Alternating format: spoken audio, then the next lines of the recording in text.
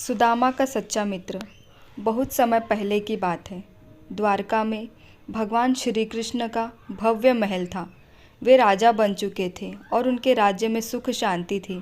दूर एक गांव में एक गरीब ब्राह्मण रहते थे जिनका नाम था सुदामा। सुदामा बचपन से ही बहुत विद्वान, विनम्र और भक्त थे। श्री कृष्ण और सुदामा बचपन में संदीपनी मुनि के आश्रम में साथ पढ़े थे। वे गहरे मित्र थे। समय बीत गया, श्री कृष्ण राजा बन गए और सुदामा एक निर्धन ब्राह्मण ही रह गए। उनका जीवन बहुत कठिनाई से चल रहा था। वे और उनकी पत्नी फटे पुराने कपड़ों में रहते थे और कभी कभी तो भोजन भी नसीब नहीं होता था। लेकिन सुदामा का भगवान पर अटूट विश्वास था। वे हमेशा श्री कृष्ण का नाम लेते और भजन गाते। एक दिन सुदामा की पत्नी ने कहा, स्वामी, आप और श्री कृष्ण बचपन के मित्र हो। वे अब द्वारका के राजा हैं। क्यों न आप उनसे मिलने जाएं? शायद वे आपकी सहायता करेंगे। सुदामा ने मुस्कुराते हुए कहा, मैं भगवान से मिलने जाऊंगा, पर उनसे कुछ मांगने के लिए नहीं जाऊंगा।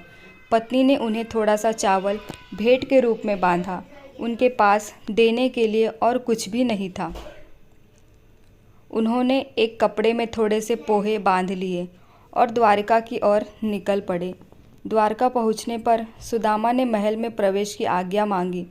द्वारपालों ने एक दरिद्र ब्राह्मण को देखकर उन्हें वहीं पर रोका, लेकिन जब उन्होंने श्री कृष्ण का नाम लिया तो उन्हें अंदर ले जाया गया। जैसे ही श्री कृष्ण का पता चला कि सुदामा आए हैं, वे नंगे पांव दौड़ते हुए महल के द्वार पर पहुँचे।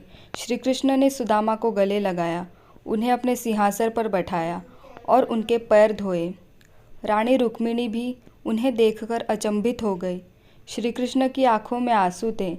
सुदामा को यह देखकर विश्वास ही नहीं हुआ कि एक राजा जो देवताओं के समान पूजनीय है, उनका बचपन का मित्र उसे ऐसे सम्मान दे रहा है। श्री कृष्ण ने उनसे कहा, मित्र, क्या तुम मेरे लिए कुछ लाए हो? सुदामा थोड़े संकोच में थे, लेकिन श्री कृष्ण ने खुद अपने झोले से पोहे निकाले और बड़े ही प्रेम से उनके सामने ही खाने लगे।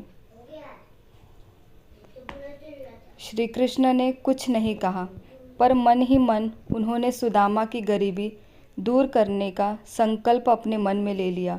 सुदामा श्री कृष्ण से मिलकर बहुत प्रसन्न हुए, लेकिन उन्होंने उनसे कोई धन या सहायता नहीं मांगी। वे अपने गांव लौट आए। जब वे अपने पुराने झोपड़े की जगह पहुँचे तो देखकर चकित ही रह गए। वहाँ अब एक भव्य महल खड़ा था। उनकी पत्नी सुंदर वस्त्रों में सजकर उनका स्वागत कर रही थी।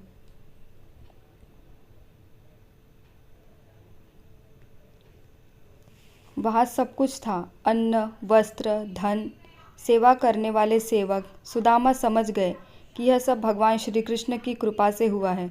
उन्होंने कहा, जो भगवान को सच्चे हृदय से याद करता है, उसे मांगने की आवश्यकता नहीं होती।